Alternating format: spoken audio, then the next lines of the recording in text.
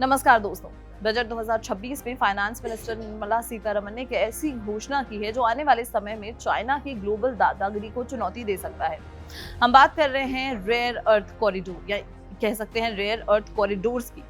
अब तक दुनिया हाई टेक सामानों के लिए चाइना पर निर्भर थी क्योंकि रेयर अर्थ मिनरल्स के मार्केट पर उसका सीधा कब्जा है। लेकिन अब भारत ने ओडिशा, केरला, आंध्र प्रदेश और तमिलनाडु जैसे स्टेट्स में विशेष कॉरिडोर बनाने का एक मास्टर प्लान तैयार किया है। आज के इस वीडियो में हम समझेंगे कि आखिर ये रेयर अर्थ्स होते क्या हैं, इन्हें मॉडर्न इंडस्ट्री का विटामिन क्यों कहा जाता है और कैसे ये कॉरिडोर्स जो हैं भारत को एक ग्लोबल सप्लायर बनाकर चाइना की नींद उड़ा सकते हैं। ये सिर्फ एक बजट अनाउंसमेंट नहीं है बल्कि भारत की सेल्फ रिलायंस की तरफ एक बहुत बड़ी छलांग है।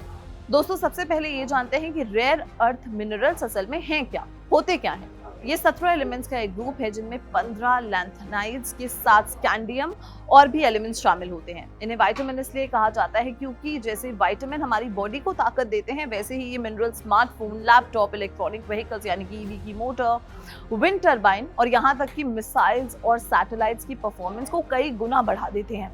इनके बिना मॉडर्न टेक्नोलॉजी की कल्पना करना भी मुश्किल है। हालांकि ये धरती की परत यानी कि क्रस्ट में काफी मात्रा में मौजूद हैं, लेकिन इन्हें रेयर इसलिए कहा जाता है क्योंकि ये बहुत कम जगहों पर कंसंट्रेटेड पाए जाते हैं और इन्हें केमिकली अलग करना बहुत ही मुश्किल और खर्चीला काम होता है। अभी तक चाइना ने इस टेक्नोलॉजी और सप्लाई पर 70% से ज्यादा कब्जा कर रखा हुआ है, जिससे अब भारत चुनौती देने जा रहा है। बजट 2026 में सरकार ने क्लियर कर दिया है कि रेयर अर्थ कॉरिडोर का मुख्य फोकस ओडिशा, केरला, आंध्र प्रदेश और तमिलनाडु पर होगा। ये वो स्टेट्स हैं जहां भारत के कोस्टल एरियाज की रेत यानी कि जो बीच सैंड है वो भारी मात्रा में मोनेजाइट जैसे मिलती है। सरकार का प्लान है कि इन स्टेट्स में सिर्फ माइनिंग यानी खुदाई नहीं होगी, बल्कि माइनिंग से लेकर प्रोसेसिंग, रिसर्च और हाई टेक मैन्युफैक्चरिंग तक की पूरी वैल्यू चेन एक ही कॉरिडोर में डेवलप की जाएगी। उदाहरण के लिए आंध्र प्रदेश में विशाखापट्टनम से पहले ही रेयर अर्थ मैग्नेट बनाने का एक हब बन रहा है। ओडिशा में गोपालपुर और केरला जैसे इलाकों को इन गलियारों से जोड़ा जाएगा। इनका मकसद यही है कि ये जो कच्चा माल है उसे निकालने से लेकर फाइनल प्रोडक्ट बनाने तक का सारा काम भारत में ही हो, ताकि हमें चाइना के सामने हाथ न फैलाने पड़े। इस कॉरिडोर योजना में आंध्र प्रदेश की भूमिका सबसे ज्यादा महत्वपूर्ण है। आंकड़ों की माने तो भारत के कुल मोनेजाइट भंडार का सबसे बड़ा हिस्सा यानी कि करीब 3.78 मिलियन टन सिर्फ आंध्र प्रदेश में ही है।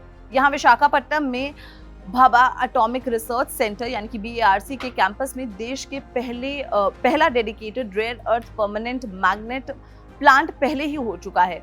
ये मैग्नेट साधारण चुंबक नहीं होते हैं बल्कि इतने पावरफुल होते हैं कि इनका उपयोग फाइटर प्लेन्स और मिसाइल्स की गाइडेड सिस्टम में किया जाता है। कॉरिडोर बनाने से यहाँ नए प्रोसेसिंग प्लांट्स और मैग्नेट फैक्ट्रीज का जाल बिछेगा। सरकार का लक्ष्य है कि विशाखापट्टनम और कई बेल्ट्स को रेल, रोड, पोर्ट कनेक्टिविटी से इतना मजबूत कर दिया जाए कि यहाँ का सीधा जो इम्पैक्ट है वो ग्लोबल मार्केट में हो, जिससे भारत की स्ट्रेटेजिक पावर की जो गूंज है वो कई ज्यादा गुना बढ़ जाएगी। ओडिशा को लंबे समय से लोहे यानी कि आयरन के लिए जाना जाता है, लेकिन अब ये रेयर अर्थ कॉरिडोर के जरिए एक नई इंडस्ट्रियल क्रांति की तरफ बढ़ रहा है। ओडिशा के गोपालपुर और छत्रपुर बेल्ट में 3.16 मिलियन टन मोनेजाइट का भंडार है। बजट 2026 के अनाउंसमेंट के बाद यहाँ की इंडस्ट्री काफी एक्साइटेड है। यहाँ के इंफ्रास्ट्रक्चर का फायदा उठाते हुए सरकार ऐसी टेक्नोलॉजी डेवलप करने पर जोर कर रही है जो डिफेंस, स्पेस और EV सेक्टर के लिए खास मैग्नेट बन सके। ओडिशा में पहले से ही स्टील और एल्यूमिनियम जैसे हेवी इंडस्ट्रीज का बेस मौजूद है। ऐसे में रेयर अर्थ वैल्यू चेन जुड़ने से यहाँ की इकोनॉमी में एक नया और मॉडर्न स्तंभ यानी कि पिलर जुड़ जाएगा। ये कॉरिडोर न केवल स्टेट के लिए बल्कि पूरे ईस्टर्न इंडिया के लिए रोजगार और इन्वेस्टमेंट के नए रास्ते खोलेगा। केरला और तमिलनाडु के कोस्टल इलाके बीच सैंड मिनरल्स के लिए दुनिया भर में मशहूर है। केरला अकेले सेक्टर में करीब 42,000 करोड़ रुपीस की इन्वेस्टमेंट संभावना दिख रहा है। वहीं तमिलनाडु और बाकी जो जगहें हैं, बाकी जो डिस्ट्रिक्ट्स हैं, उनमें 50 से ज्यादा ऐसे डिपॉजिट्स हैं जहां से जो ये चीजें हैं, ये जो कीमती एलिमेंट्स हैं वो निकाले जा सकते हैं। ये एलिमेंट्स स्मार्टफोन के वाइब्रेशन यूनिट और स्क्रीन के कॉलर्स के लिए बहुत ज्यादा जरूरी हैं। सरकार का कॉरिडोर प्लान इन स्टेट्स के पोर्ट्स जैसे कोची और उनके लॉजिस्टिक सपोर्ट्स के लिए इस्तेमाल करेगा। इससे कोस्टल स्टेट्स की मरीन इकोनॉमी यानी कि ब्लू इकोनॉमी को एक नया हाईटेक अंजाम मिलेगा। जिससे मछली पकड़ने के ट्रेडिशनल काम के साथ साथ हाई एंड माइनिंग की जो है वो जुगलबंदी दिखाएगी। अब सबसे बड़ा सवाल, क्या ये चाइना के लिए झटका है? जी हाँ, बिल्कुल। अभी दुनिया की 85% rare earth refining capacity China के पास है। वो अक्सर इस ताकत का इस्तेमाल दूसरे देशों पर प्रेशर बनाने के लिए करता है, लेकिन अब दुनिया चाइना +1 स्ट्रेटेजी अपना रही है, यानी वो चाइना के अलावा सप्लाई का एक और मजबूत सोर्स ढूंढ रहे हैं। भारत के पास दुनिया का 5th सबसे बड़ा भंडार है। अगर हम इन कॉरिडोर्स के जरिए खुद रिफाइनिंग और इसके साथ ही साथ मैन्युफैक्चरिंग करने लग जाएं तो हम दुनिया के लिए एक बड़ा ऑप्शन बन सकते हैं। बजट में क्रिटिकल मिनरल प्रोसेसिंग मशीन्स पर कस्टम ड्यूटी हटाना इस दिशा में एक बड़ा कदम है। जैसे जैसे भारत की सप्लाई बढ़ेगी, ग्लोबल मार्केट में चाइना की पकड़ कमजोर होती जाएगी और भारत की बार्गेनिंग पावर जो है वो बढ़ जाएगी। ये जियोपॉलिटिकल मोर्चे पर भारत की एक बहुत बड़ी जीत होगी। भारत ने 2070 तक नेट जीरो होने का टारगेट रखा है और इसमें रेयर अर्थ कॉरिडोर की भूमिका सबसे बड़ी होगी। इलेक्ट्रॉनिक व्हीकल यानी कि ईवी के मोटर और विंड टरबाइन बनाने के लिए जो ये मैग्नेट्स की भारी मांग है, अगर हम ये मैग्नेट्स इंपोर्ट करते हैं तो हमारी ईवी मिशन की कॉस्ट बहुत ज्यादा होगी और हम फॉरेन सप्लाई चेन पर निर्भर रहेंगे। Domestic rare earth supply ensure होने से न केवल ईवी सस्ते होंगे बल्कि भारत में बैटरी स्टोरेज और रिन्यूएबल एनर्जी का पूरा इकोसिस्टम खड़ा हो जाएगा। सरकार ने नवंबर 2025 में ही रेयर अर्थ मैग्नेट मैन्युफैक्चरिंग के लिए 7,280 करोड़ की स्कीम को मंजूरी दी थी। अब इन कॉरिडोर्स के ऐलान उस स्कीम को जमीन पर उतारना आसान बना देंगे। ये कॉरिडोर भारत को ग्रीन एनर्जी का ग्लोबल एक्सपोर्ट हब बनाने की ताकत रखता है। दोस्तों, भारत के स्पेस मिशंस जैसे कि चंद्रयान और गगनयान और हमारी डिफेंस मिसाइल्स में एक रेयर अर्थ एलिमेंट्स का इस्तेमाल बहुत ही क्रिटिकल होता है। अगर सप्लाई चेन में कोई भी रुकावट आए तो देश की सुरक्षा और इसके साथ ही साथ साइंटिफिक प्रोग्रेस खतरे में पड़ सकती है।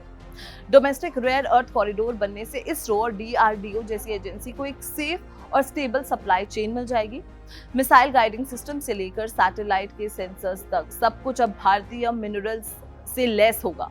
एक्सपर्ट्स का मानना है कि ये कॉरिडोर भारत की रक्षा जो है और उसकी जो डिफेंस है उसको और भी ज्यादा मजबूत करेगा। इसके अलावा यहाँ माइनिंग से ज्यादा जोर वैल्यू एडेड मैन्युफैक्चरिंग पर है, जिसका मतलब है कि भारत में हाई स्किल वाली नौकरियां पैदा होंगी और हम सिर्फ कच्चा माल बेचने वाला देश नहीं रहेंगे बल्कि हाईटेक पार्ट्स बनाने वाला देश बन जाएंगे। हालांकि ये कॉरिडोर योजना बहुत ही रेवोल्यूशनरी दिखती है, लेकिन चैलेंजेस भी कम नहीं है। बीच सैंड माइनिंग से कोस्टल एनवायरनमेंट और जो मछुआरा कम्युनिटीज हैं, जो फिशिंग कम्युनिटीज हैं, उन पर असर पड़ सकता है। प्रोसेसिंग के दौरान निकलने वाली रेडियो एक्टिव जो वेव्स होती हैं, उनका सेफ डिस्पोजल भी एक बड़ी चुनौती है। सरकार को एनवायरमेंटल स्टैंडर्ड्स और लोकल लोगों की आजीविका के बीच बैलेंस बनाना होगा। इसके साथ ही साथ चाइना के पास जो रिफाइनिंग टेक्नोलॉजी है उसके मुकाबले हमें भारी इन्वेस्टमेंट और फॉरेन पार्टनरशिप की जरूरत होगी। लेकिन अंत में बजट 2026 की ये अनाउंसमेंट भारत को 21 सेंचुरी की टेक्नोलॉजी रेस में एक बड़ा खिलाड़ी बनने का संकल्प है। अगर ये कॉरिडोर सही समय पर तैयार हो जाए तो भारत न केवल चाइना की निर्भरता कम करेगा बल्कि दुनिया की सप्लाई चेन का एक नया बॉस बनेगा। सप्लाई चेन में एक नया प्लेयर ऐड होगा। तो आपको क्या लगता है, क्या भारत चाइना को इस रेस में पछाड़ पाएगा? अपनी राय हमें कमेंट सेक्शन में जरूर बताएं और अगर ये वीडियो पसंद आए उसे लाइक और शेयर करना बिल्कुल भी ना भूलें और देखते रहें जागरण जोश।